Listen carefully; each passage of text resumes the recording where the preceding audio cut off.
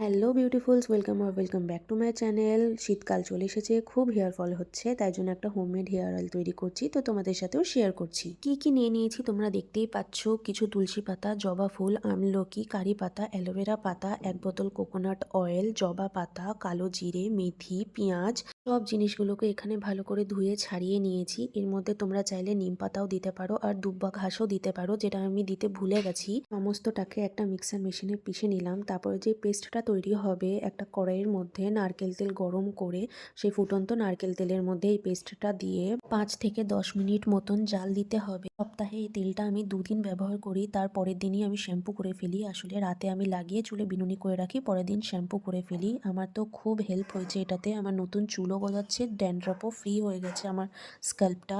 জাল দিতে দিতে যখন দেখবে পেস্টের থেকে তেলটা আলাদা হতে শুরু করেছে, তখন গ্যাস অফ করে তেলটাকে ঠান্ডা করে একটা সাদা সুতির কাপড়ে তেলটাকে ছেঁকে প্রায় তোমরা 2 মাস মতন স্টোর করে ইউজ করতে পারো।